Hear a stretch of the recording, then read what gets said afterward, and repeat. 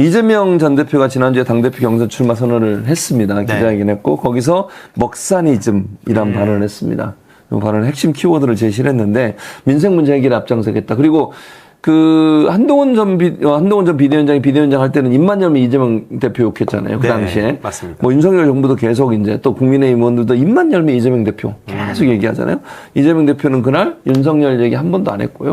한동훈 후보 얘기도 뭐 친구 이 진짜 이런 식으로 지저분하게 하실 거예요, 방송을? 그래서 청결하게 합시다, 방송 좀. 갑자기.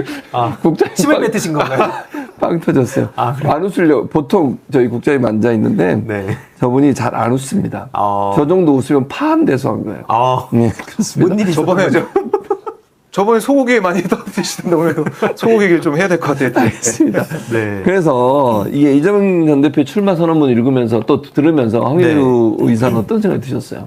좀 되게 중요한 내용들이 많았는데 일단 뭐 누구를 위한 나라냐, 무엇을 위한 사회냐, 뭐 이런 질문을 하시면서 결국엔 오늘의 절망을 내일의 희망으로 바꾸겠다. 이런 각오를 말씀하시면서 기본사회, 신성장 이런 키워드를 강조하셨거든요. 아리백이라든지 아니면 노동시간이라든지 이건 뭐 말할 것도 없고요. 대선 때부터 쭉 강조해 오셨던 내용을 한 번 더 윤석열 정부 들어서서 얼마나 망가졌는지 보여주시고 그리고 다시 내가 이제 지도자가 되는 길에 어떤 그 정책과 그 뭐 공약과 이런 가치로 어필하겠다는 걸 보여주셨다고 생각합니다. 그래서 무엇보다 아까 말씀 주셨듯이 저기 국힘 전당대회는 지금 엉망진창이잖아요. 막 의자 들고 막 피어샷 하고 그러더라고요. 그러고 있는데 싸우고 있더라고요. 다른 모습, 나의 가치와 비전 이걸 보여주고 있기 때문에 저는 굉장히 뭐 이재명다운 그런 모습을 보여줬다 생각합니다. 그리고 박정우 기자, 원래는 이재명 전 대표만 출마할 걸로 예상이 됐었는데 두 분이 더 출마를 하셨습니다. 그래서 세 명이 지금 대표 후보로 출마를 하셨는데 이런 구도 어떻게 보십니까? 저는 이제 이재명 대표 혼자 단독으로 나와서 이 전당대회 연설을 진행하는 것보다는 훨씬 더 많은 분들이 보기엔 좋을 것 같다는 생각이 들고요. 그리고 이재명 대표를 포함한 김두관 또 김지수 이 두 후보도 세 후보, 대표 후보가 비전 경쟁. 민주당이 수권 정당이 되면 어떻게 해야 되는지 윤석열 정권에 대한 비판도 해야겠지만은 민주당이 정권을 잡으면 어떻게 할지 사실 우리가 이제 촛불 전국 이후에 문재인 정부 들어선 다음에 기대가 컸지만은 그만큼 부응을 못한 부분도 많은 것도 사실이에요. 그래서 그때 실수를 반복하지 않게 해서 어떻게 해야 되는지 왜냐하면 지금 3년은 너무 길다라는 구호 우리가 총선에 많이 들어봤지만은 지금 3년 정도 남아있는 이 임기 언제 끝날지 모른다 그때 하셨잖아요. 제가요? 항상 언제 끝날지 모른다 뭐 금방 사야 될지 모르니까 언제? 제가 기억이 안 납니다. 그래요? 항상 들었던 것 같은데. 시간 다음 날부터 하셨던 기도하신다고 맨날. 허위사실 유포로 고소하겠습니다. 두 사람을. 그러니까 비상사태가 언제 발생할지 모르기 때문에 거기에 대한 청사진. 그래서 이재명 대표가 이번에 출마 선언하는 거 보면서 저는 지금의 윤석열 정권에서 주지 못하는 국민들이 느끼지 못했던 앞으로의 비전과 또 민생 정책 이런 것들을 많이 들으면서 저는 또 어떻게 보면 하나의 뭐 대선 출마 선언문처럼 느껴지더라고요. 민주당이 여당을 대신해서 또 더 나아가서 정권을 가져오게 되면 안정적으로 또 통합적으로 민생을 위해서 성장을 위해서 더 열심히 할 수 있다라는 비전 제시했다 이런 평가를 하게 되고요. 세 사람이 그런 비전 경쟁을 했으면 좋겠습니다. 그리고 이제 황희두 이사가 관심이 특히 많은 게 젊은 층이 이제 금투세 같은 경우에 관심이 많잖아요. 금투세 유예에 대해서도 얘기를 했고 종부세 얘기를 좀 했습니다. 실용주의적 노선을 밝힌 거다 이렇게 볼 수 있을까요? 어떻습니까? 뭐 그렇다고 볼 수 있습니다. 그러니까 왜냐하면 뭐 당위적으로 봤을 때 당연히 이제 쭉 밀고 가길 바라고 저도 다수의 민주당원들이 그렇게 보는데 금투세 같은 경우에 또 이게 워낙 또 논쟁적인 부분도 있고 뭐 실질적으로 그거를 구현하는 데 있어서도 여러 그 논쟁할 거리가 있어서 그래서 이제 그 폭을 넓혀놓은 것 같고 종부세 같은 경우에는 이제 폐지는 좀 말이 안 된다고 생각하고요 개인적으로. 근데 어쨌든 그만큼 당 내에서 다양한 의견이 나오는데 그럼 그거를 좀 다양한 의견들이 오간다고 언론에 보도해줬으면 좋겠는데 이게 또 뭐 그냥 뭐 폐지 얘기 나왔다. 민주당도 변했다면서 막 갑자기 또 언제 그랬냐는 듯이 민주당 막 띄우는 언론사들이 있습니다. 그러니까 갑자기 그런 걸 보면은 이제 이게 누가 좋아하는가 이걸 볼 수 있기 때문에 민주당 의원들도 모든 누구나 다양한 의견을 개진하는 걸 저는 필요하다 보지만 그런 흐름 좀 봤으면 좋겠다. 네. 그리고 어쨌든 지금 당장 이게 시행하는 건 아니다. 네. 종부세 같은 경우에도 뭐 그렇게 갑자기 건드리고 이러진 않을 것으로 지금까지는 보여져서 네. 뭐 좀 더 다양한 논의가 좀 데이터, 구체적인 수치를 가지고 좀 더 나왔으면 좋겠다. 그냥 추상적으로 이거 폐지해야 된다 아니다로 가면 정확히 사람들 입장에서는 이해하기가 어렵거든요. 그래서 민주당이 갑자기 뭐 우경화한다. 민주당이 그냥 계속 고집 부린다. 네. 요런 얘기로 그치면 사실 진짜 민주당이 신경 쓰려고 하는 그 서민 중산층들한테 네. 제대로 도움을 드릴 수도 없기 때문에 좀 더 그런 면이 부각됐으면 좋겠습니다. 그렇으면 좋겠다. 예. 알겠습니다. 자, 민주당 전당대회 지금 뭐 대표 경선도 하고 있지만 경선은 뭐 대표 경선은 사실은 다 본선에 나갔어요. 세 분이기 때문에. 네. 근데 이제 최고위원 예비 경선 이제 지난 일요일 날 있었는데요. 전현희, 한준호, 강선우, 정봉주, 김민석, 민영배, 김병주, 이현주 의원 이렇게 예비 후보 8명이 본선에 진출했죠. 요 8명과 관계없이 박정우 기자한테 이 질문을 드리겠습니다. 박정우 네. 기자가 진행하는 프로그램에 출연하시는 김지호 씨가 탈락했습니다. 어떻게 생각하십니까? 그래서 안 그래도 오늘 제 방송에 출연해가지고 네. 얘기를 들어봤는데 네. 너무 지금 예비 후보 8명 네. 본선 진출한 이 후보들이 너무 쟁쟁했다. 아, 그래서 자기가 떨어졌다? 그런 얘기, 겸손한 모습 보이더라고요. 뭐 겸손이요? 겸손한 모습. 겸손이? 많이 배웠고. 겸손은 힘듭니다. 다 다른 방송 프로그램 얘기하세요. 갑자기. 박정호의 쿨스팟. 핫스팟이 아니에요. 제가 늘 박정호의 핫스팟이거든요, 원래. 네. 근데 왜 쿨스팟이라고 하냐? 에어컨 틀어놓고 방송해요. 그게 핫스팟입니까? 쿨스팟이지? 그러면 내가 이래서 발열 조끼 입고 해라. 핫스팟이니까. 뜨거워야 되잖아요. 다음에 여름에 우리 네. 그 교수님 나오시면 한번 히트 들고 해주시죠. 네. 내일 아침에. 네. 에어컨 끄고. 가만두지 않겠어.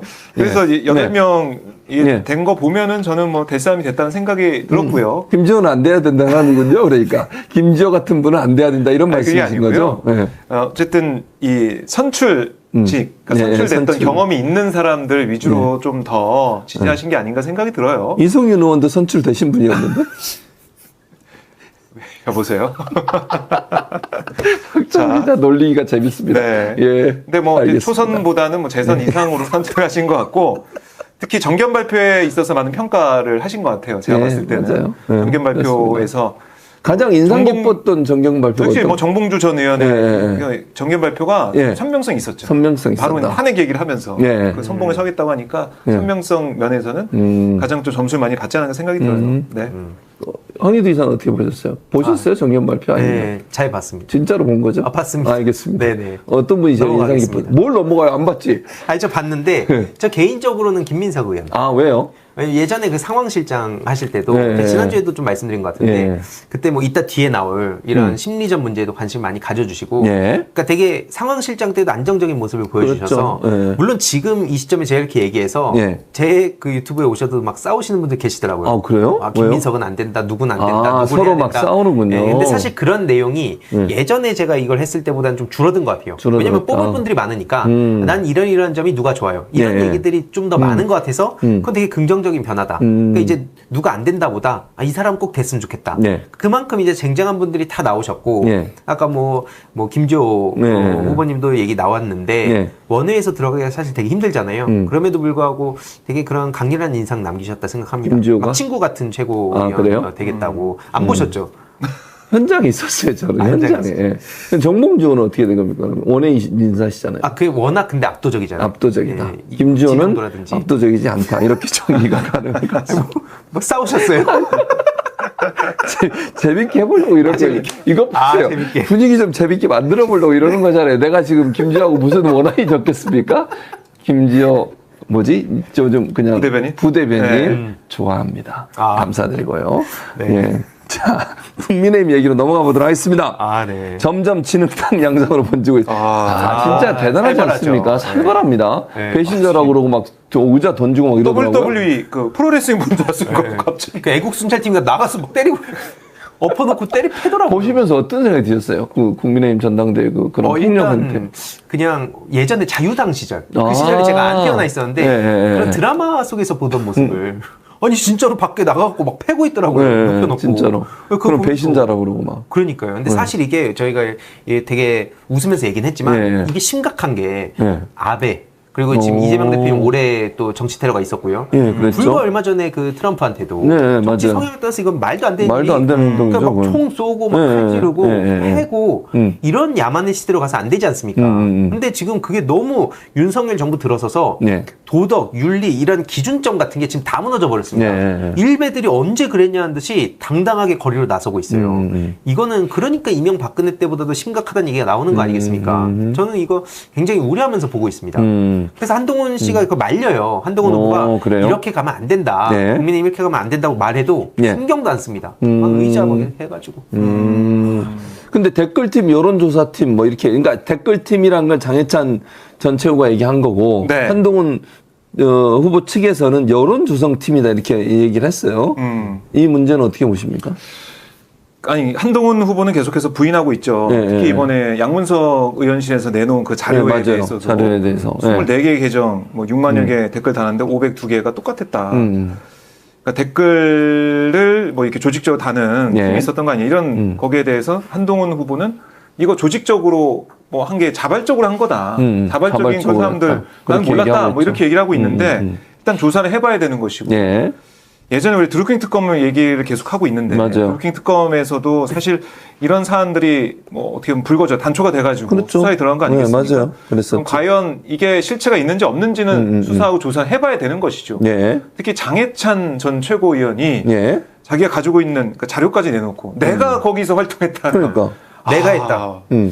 그렇게 얘기했어요, 본인이. 참 그런 돌파력, 추진력이 대단한 것 같아요. 최고위원회 그런 면. 갑자기 등장해서. 전성기가 됐죠. 네, 갑자기 등장해서. 응원하시는 겁니까, 두 분이 지금?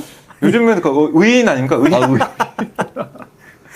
의인. 공익신고자, 공익제보자 뭐 이런 느낌이 되고 있는데 이런 얘기까지 나오고 있는 상황에서 한동훈 후보, 뭐 장해찬 후보한테, 장해찬 전 최고한테 법적인 대응한다 뭐 이런 얘기도 하고 있는데 정말 대응할지도 봐야 될 거고 장해찬 전 최고의 진술이 나오는데 이걸 그냥 넘어갈 수가 없는 거죠. 밝혀야 되고 또 하나는 김건희 여사의 문자 여기서 댓글팀 내용이 나온 거 아니에요? 추정이 된 거 아니겠습니까? 김건희 여사 댓글팀은 정말 있는지 없는지 또 확인해야 되고 밝히기 너무 많아요 지금. 그러니까요. 여기저기 난립니다.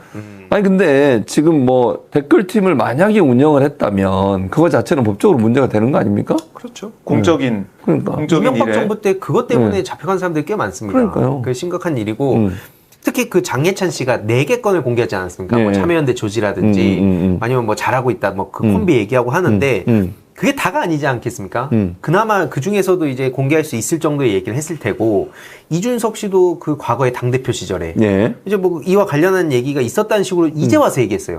왜 이걸 이제 와서 얘기했는지도 사실 의문이지만, 어쨌든 뭔가 알고 있는데, 이게 면책특권 있을 때 얘기하겠다. 이렇게 했으니까, 무슨 얘기를 앞으로 하는가. 이것도 이제 사실 그 이준석 씨 특성상 간을 봐가면서 얘기할 거거든요. 그거. 그리고 천하람 씨도 뭐 김건희 씨가 유튜버 관리한다는 거 들었다. 이번에 진중권 씨도 자기가 얘기했잖아요. 57분 통화했다. 그래서 뭐 그거 갖고 서로 막 싸우고 있는데 이거 결코 그냥 못 넘어갈 겁니다. 결국에는 김건희 씨의 댓글팀으로 시작해서 장예찬 씨가 등장해서 폭로를 하고 그래서 한동훈 씨를 막 수세에 몰았는데 결국 남은 건 또 김건희 씨로 돌아가고 있죠. 그러니까요. 왜냐면 김건희 댓글팀 이거 뭐냐. 그래서 둘 다 죽고 있는 겁니다. 같이. 아, 근데 사실, 그러니까 지난번 김경수 지사 건만 봐도 그래요. 김경수 지사는 뭐라고 주장했습니까? 그냥 초대해서 갔는데 뭘 한지도 모르고 갔는데 그때 뭐 브리핑이 있었고 그걸 봤다는 게 이유잖아요. 지금 그걸 끄덕했다고. 끄덕했다고. 그러면 최소한 예를 들면 댓글팀이 있었다고 칩시다. 그 댓글팀이 있었고 그걸 한동훈 비대위원장이, 그러니까 당시에 뭐 법무부 장관이든 비대위원장이든 보고를 받았다. 그럼 동일한 사안 아닙니까? 그런 관점으로 본다면? 사실 그래서 만약 받았다고 하면 그게 보고를. 그 더 심하다는 얘기도 많이 나오는 게 법무부 장관 때 뭐 비례대표 10번을 뭐 여론 조성하면 좋겠다 이런 얘기도 나왔다는 거 아닙니까?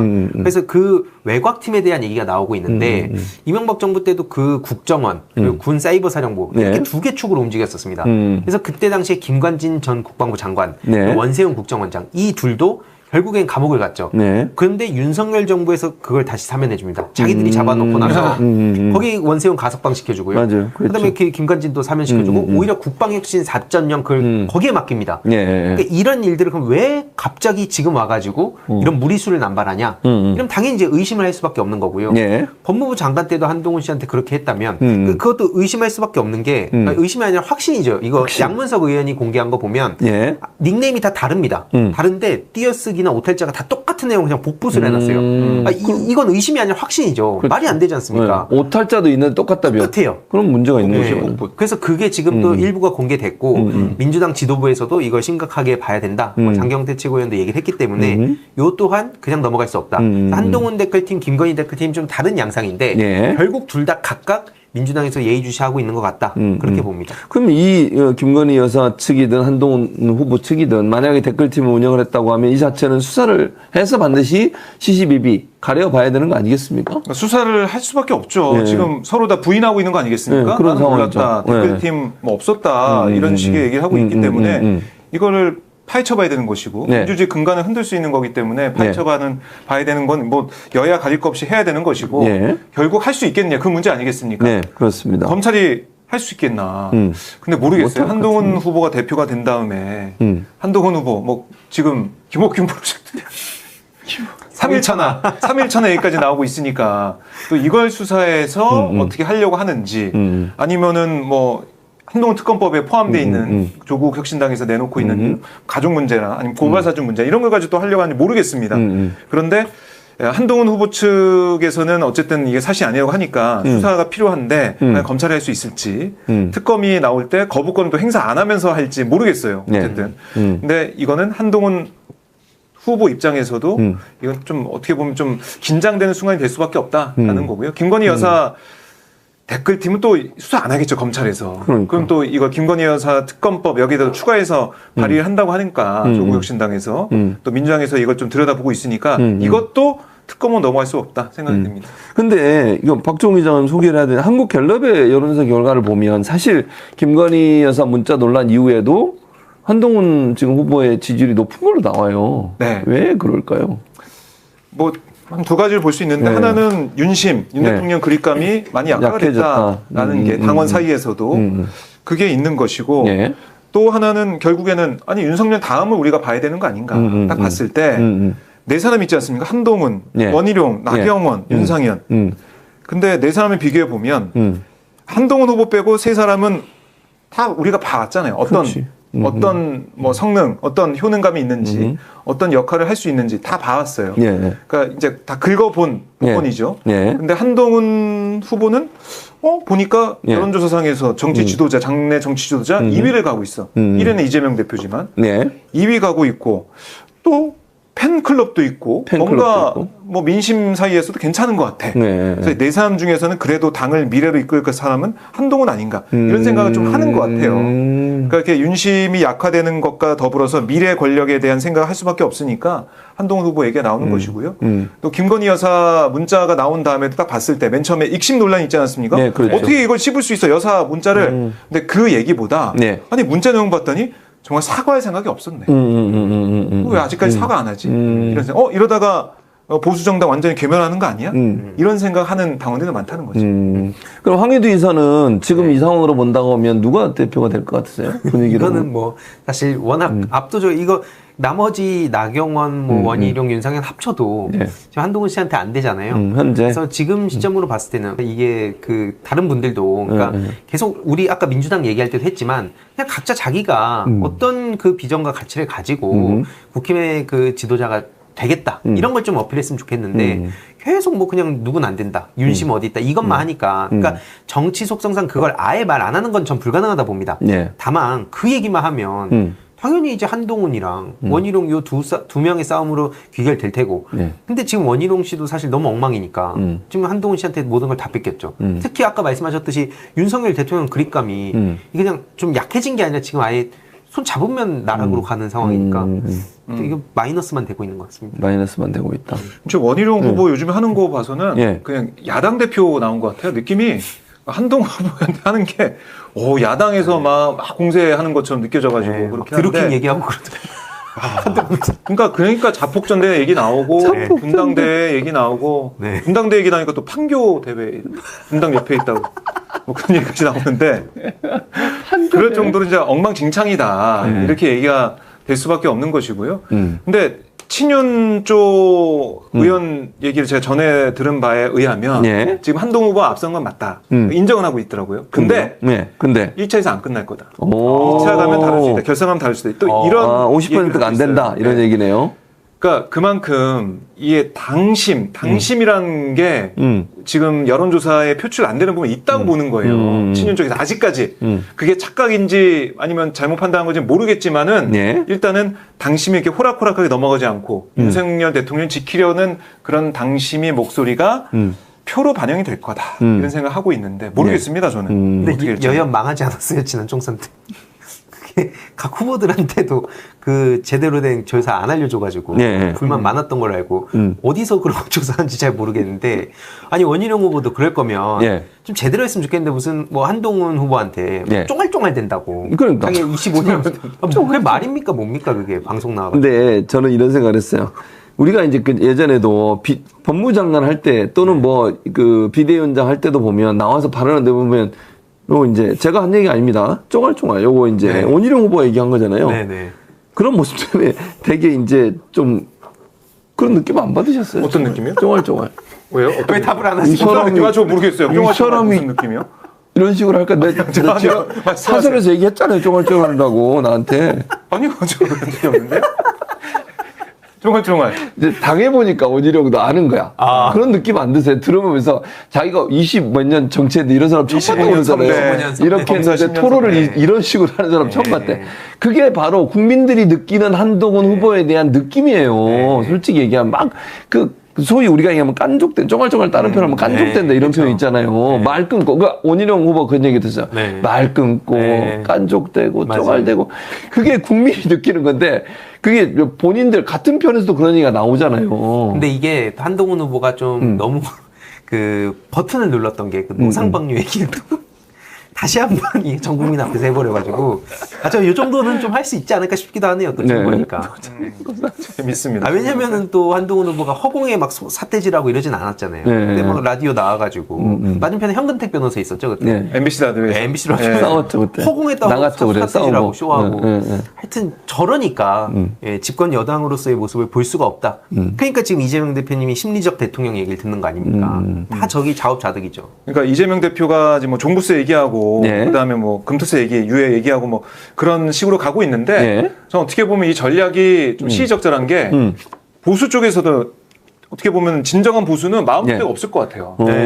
그리고 중도에 좀 가까운 보수도 국민의힘은 어떻게 믿을 수가 있겠냐. 그래서 개혁신당으로 가기보다는 민주당을 봤더니 민주당이 좀 더 어떻게 보면은 약간 좀 보수적인 색채 띠는 거 아니야? 그러니까 정책적인 면을 봐서는 지금까지 민주당은 좀 다르네 하면서 더 어떻게 수권 정당으로 갈 수 있게 지지세가 더 모아지는 게 아닐까. 국민의힘이 이런 상황이다 보니까 그런 생각도 해봤습니다. 그러니까 제가 볼 때는 본인들도 이제 그 느끼는 거예요. 그러니까 아까 원희룡 후보에 잠깐 얘기를 했는데 같은 편에서 봐서도 한동훈 지금 후보의 그 태도라든지 발언이라든지 토론이 얼마나 수준이 낮은지를 인정하는 거잖아요, 사실은.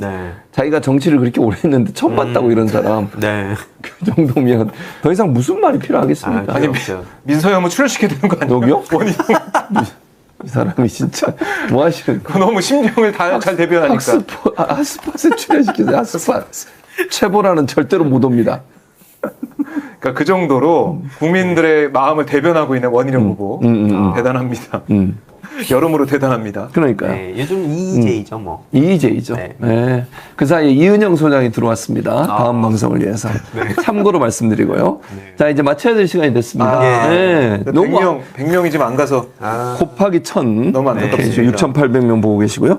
자, 두 분 오늘 여러 가지 얘기를 나누셨는데, 황희두 이사는, 그, 민주당의 전당대회 어떻게 전망하십니까? 뭐 아까 말씀드렸듯이 그 잘하기 경쟁으로 갈 거라고 보고요. 무엇보다 이제 스마트한 민주당, 그 이제 안정적이고 집권 정당으로서의 자격이 있는 특히 지금 뭐 과학기술, AI, 뭐 에너지 고속도로 이재명 대표는 강조하시는데 그렇습니다. 그런 것 굉장히 중요하지 않습니까? 그런 설레는 경쟁을 보여주길 바랍니다. 박정호 기자 20초 드리겠습니다.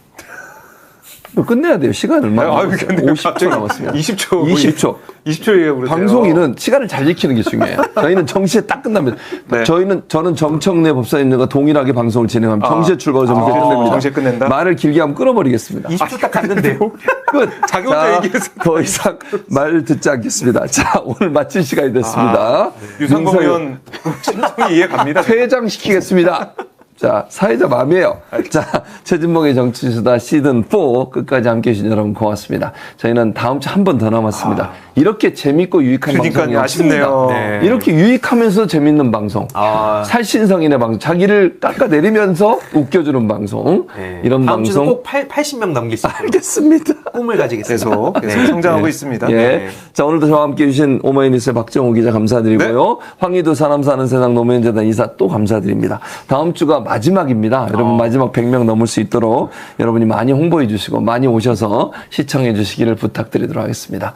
저희는 뭐 다음 주가 마지막이라고 생각하지 않습니다. 또 어느 정도 지나면 다시 시작할 걸로 생각하고 8월 넘어서 또 시작해 보도록 하겠습니다. 네. 저는 여기서 인사드리겠습니다. 두 분과 함께 오늘 시청해 주신 여러분 고맙습니다. 고맙습니다. 감사합니다.